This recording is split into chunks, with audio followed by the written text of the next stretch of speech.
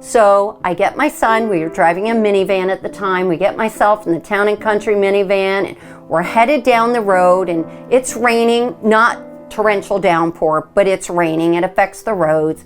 But I had to be in the left lane because I was gonna go turn left. So I'm at a dead stop, and I'm waiting with my blinker on, and before I know it, I heard crash, lights out. That was it. Had no clue what had happening. And I started transitioning out of my body. Everything was black, everything was still, everything was silent. And the best way I can say to you is, no, it wasn't like I saw angels and lights and all that. There was such a sense of peace. All of the pain of the past 40 years was gone.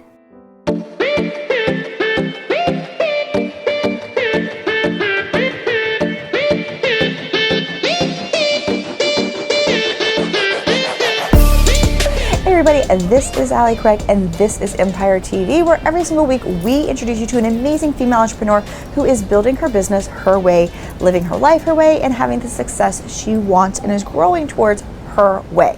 This is the amazing Dawn Burnett. Yay! Thank you so much, Dawn, for joining us. Thank you. Now, Dawn, tell everyone a little bit about your backstory, because you have such an interesting and relatable backstory.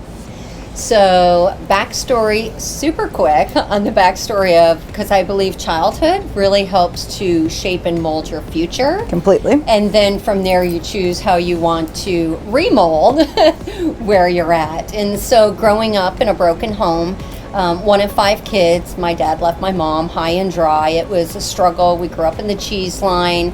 There was some abuse growing up in the house, and so that kind of shaped where I was at on a subconscious level and didn't realize. So I then went on to adulthood and attracted toxicity into my life and went through that shame and abuse cycle. And I escaped a toxic marriage 10 years ago, and it was the best decision I've ever made because I'm thriving, not surviving, and I'm living the life of my dreams. And in doing that, I've done several things. So I'm a transformational divorce coach and wellness expert. I help take the dirty out of divorce. Love that one. I help people identify what is no longer working in their life and serving their highest good, and help them divorce it with grace so they can move forward and live the life of their dreams. And also on the wellness side, being a honors graduate of alternative medicine, going back to college to save my son's life and save my own in the end, that incorporates in with that divorce and thriving lifestyle, because if you're not eating the right foods, you're not going to have the right mindset. You're going to be bogged down, sluggish, not making the right choices. And then I also have an honors degree in travel, which is a passion of mine. So I've just started up new blogging and everything, tying all of that in because it really is a lifestyle. Yep. And this has been a thriving 10-year incredible journey that I would have never have guessed it would have gone in that direction. Definitely helped to create it. The divine helped to support it, and it has been amazing. So it's great proof in the pudding, as they say, to show clients, to show people out in the public that you can thrive. It really is a mindset, but you do need to take certain steps to make sure you position yourself to go in the right direction. And so with that, I started up the Shiro Project for Ariana Huffington's Thrive Global, where I feature as a reporter female abuse survivors that are now thriving. They've transformed and created a big platform where they're positively impacting the world. And so, it all goes hand in hand. So you've been doing nothing, basically, is what you're telling me. No, just sitting around enjoying life. Well, I think you've been enjoying life, but I love that you brought it all the way back to your childhood, because far too many female entrepreneurs, no one had a perfect childhood. No one had Ozzie and Harriet happening. And even if they did, that probably still wasn't what you needed to have in the moment. But to begin to choose to divorce what didn't work, the patterns that didn't work in your childhood, to stop it from repeating in your adulthood. Yes. Because I think too many entrepreneurs do that, those patterns come into their business. So if you don't take care of it personally, you're not going to take care of it professionally either. Yes, and I think subconsciously, it's sabotaging what their conscious mind really wants.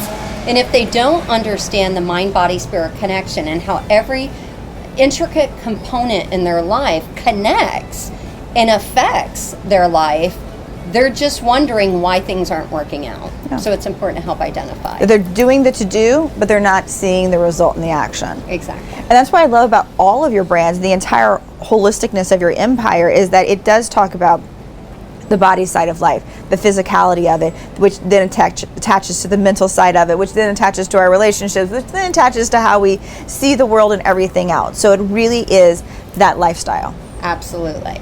Now, success is so not a straight line. It's not even like going up the mountain. No, not at all. It's like all over the place. Yes. What along the journey has surprised you, good or bad? Well, I think everything has been a surprise, really. I mean, I've worked hard, but connections to me are our net worth, not the money in the bank. Because the money in the bank could be wiped out tomorrow. But the connections that you've made along the way, if you cultivate them properly, that's what you'll always have. If you nurture and help that relationship grow. In the way that I've come in contact with people, we've talked about this, and the connections that I've made from co-authoring with Jack Canfield and being on the red carpet and how all that happened that we've talked about. Just every single moving part, and being with Serena Dyer yesterday in her lovely home with her family, and it's incredible how things have turned up and things have positioned. I mean, those are all surprises, right down to working with my healer friend who I knew years ago wasn't really in that mind space because I was in a toxic marriage of what she did, to being where Debbie Badamo is today and being my business partner on an invention called Camisole, raising people's vibrational energy, especially for abundance. So that's all a surprise. Yeah. But connections actually are something that women strive for the most, but also find it the most difficult to do. When you look at the studies out there, the number one thing that adult women have struggles with is how in the world to build true, authentic relationships. You really are very good at it. I gotta say, better than, puts me to shame on this one. And she's, and I'll use the word hustler, but in the best terms of the definition of that one. How do you make these connections in these relationships? Because you do it from a very authentic place. So there's a couple of things. I mean, my grandmother really, she was my anchor. She was my oxygen tank. When she passed away, life became traumatic. It became hard. I really had to learn to grow and push through, and going to the university, getting my degree in alternative medicine really taught me to press into that mind, body, spirit connection and pay attention to every intricate part. She used to always tell me, never leave the house without looking and feeling your best. Even if you don't feel your best, by looking your best, it will transpose onto the inside and make you feel better about the position you're in at that moment.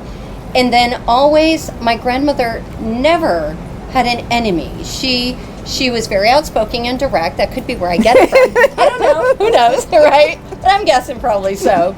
I'll never forget, she was in a store yelling about a penny. I'm like, Grandma, here's a penny. She's like, it's not about the penny. It's about the principle. And she really taught me fundamentals. But in that, she always had grace. And she always was loving. She just loved everybody. I used to hug on her and say, you're such a love bucket. So, you know, I'm not perfect. I'm nothing to the level of where my grandmother was. I don't know if I could ever live up to that level, because she just is amazing. She's definitely my guardian angel today. And so I just go out, and I even talk to bumps and streets, as we talked about, and just try to come from a place of love. Everybody has a story. And when you step away from self and your ego and go, what is this person? Why are they coming from here? What are they struggling with? What have they been through? And it just helps to soften your heart and really get involved in getting to connect and know them rather than trying to seek for self.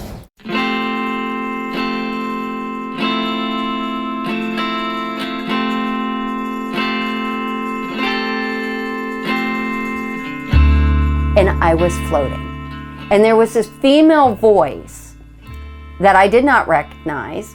I did not know what the voice was. The only thing I can put it down to is I've got a guardian angel, and I'm very thankful. This voice said, open your eyes. Now, all I can say is I didn't want to come back. When you're feeling that much peace after 40 years of pain, would you want to come back? I don't think so. But I had work to do here. So the voice got louder. Open your eyes. And I'm thinking, or I'm not thinking, it's just coming. And I remember it going, I'm not coming back. Sorry, I'm not coming back. And then the female voice got so strong on the third time. It was like, open your eyes now. It was such a pop, so loud in my ear that I had no choice but to open my eyes. But as I did, the first conscious state that I had, my head was flipped all the way back, so the top of my head was plowed into the back of the seat. And the first thing that came to my mind was, am I alive or am I dead? And how, if I'm alive, could somebody survive their head being torqued back to that level and still live to tell about it? Now, my knees were in the dash. They felt like a blowtorch was to them. My arms were still jammed from the steering wheel. And I didn't have a lot of recollection of anything. I was trying to put the pieces together. It felt very slow, but in reality, things are popping and happening like this. Fortunately, the rear view mirror was intact. And I heard this voice, Mommy, are you okay? Now talk about freaking you out. Mommy, am I a mom? Do I have a kid? Where in the heck am I and what just happened? Now the adrenaline starts kicking in. The neurotransmitters are all connecting, putting everything together. And I see this boy, and then I start to realize I have a son.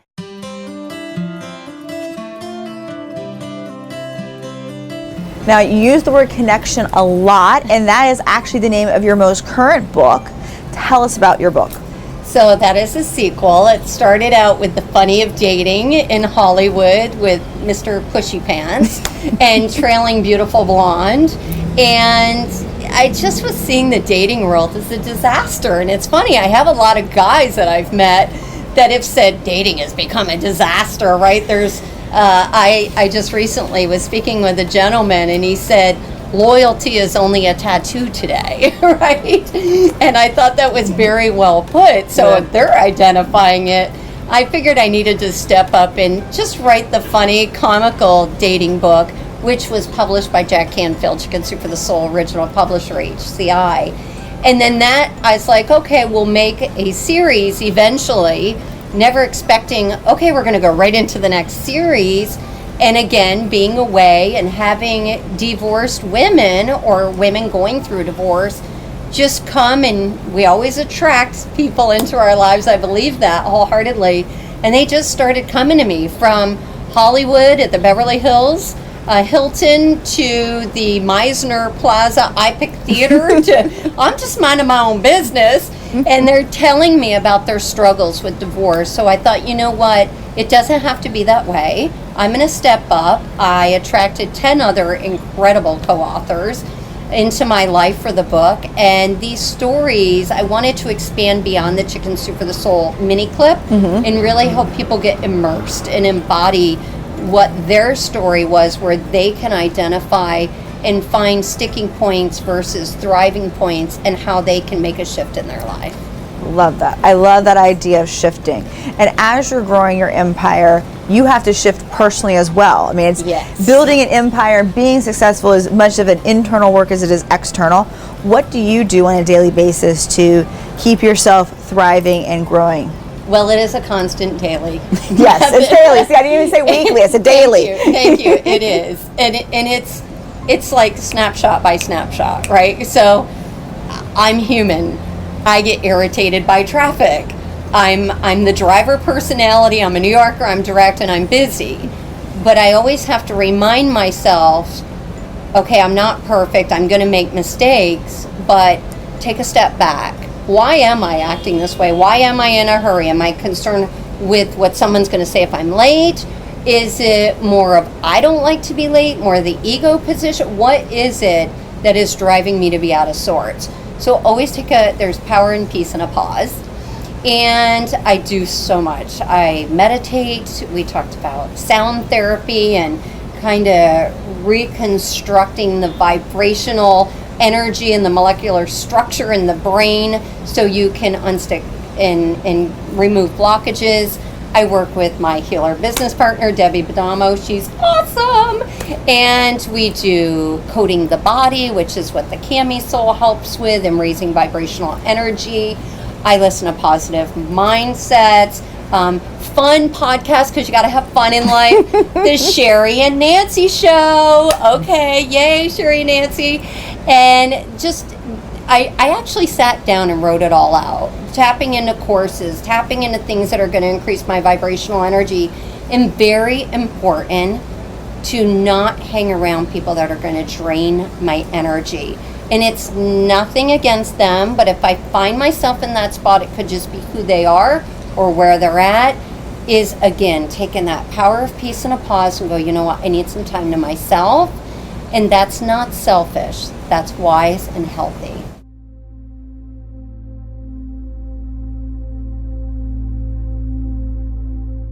And so immediately, I can't move, I'm just looking up, and I said, Mason, are you okay? And he's like, Mommy, and then that's it. That mommy, if you're a mom out there or a dad out there, you know when your kids speak and they have that level of concern, you just kick it into full throttle. As things were happening, just before I saw my son, the female voice said, look straight ahead.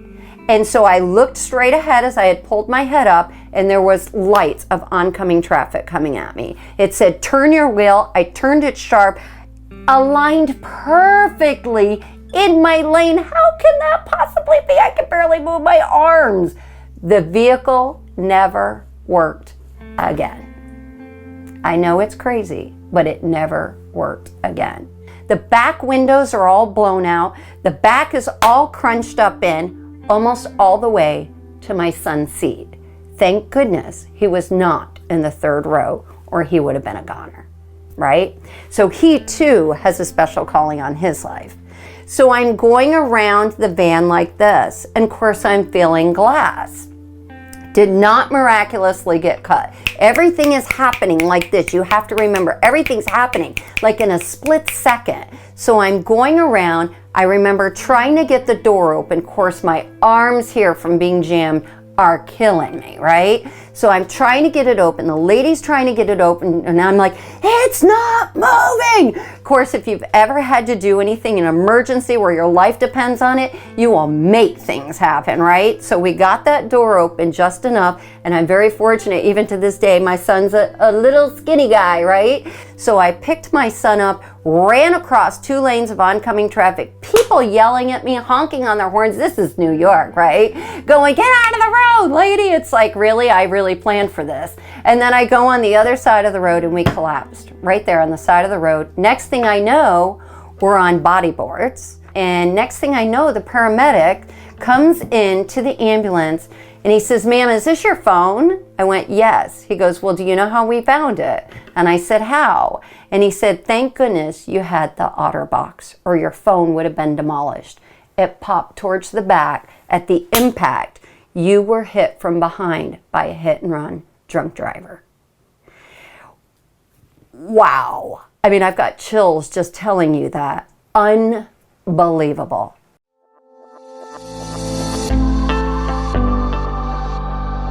I always go, there's a reason for everything, and everything is working out for my highest good. So if I'm in a place and I'm in a position, why am I there? Why is this person in front of me? And why am I in the location that I am in? Because at some point, it's going to present itself in the far greater picture. And those are things that cannot be planned and are not a straight line. No. So what is the next big step? Well, the next big step in the immediate is the Shiro the Shiro project, not Shiro Foundation. Not sure if I said foundation or like, but the Shiro project with Ariana Huffington's Thrive Global platform. I'm really plugging in to get these women celebrated. Being an abuse thriver myself, it's important to feel celebrated. It takes a lot of courage. I just interviewed one of the Shiros, I won't say which one, but she wasn't expecting to go to that deep of a level in her story where I took her. And she said, this is painful. I didn't expect this. I don't know if I can do this. So then it became a little bit of coaching through and saying, well, I didn't go to dentistry school, so I can't pull teeth, right? So I need you to help me with this one. And in the end, she has so much gratitude and sent me an email and said, I can't thank you enough. I feel free. And I'm not a crier, I'm not an emotional person, but I did well up in my eyes, just taking myself back to that abused, broken kind of victim state and wishing somebody would have grabbed my hand, helped me get out and free me. So it just really was also healing a part of my heart. So there's that, expanding the divorce coaching, and the ultimate goal is to be a renowned international speaker. I want to travel the world, love to travel, that's the travel blog, and it really does go hand in hand and touch as many lives in a positive way that I can. And thank you for this opportunity, because that's a big part of it.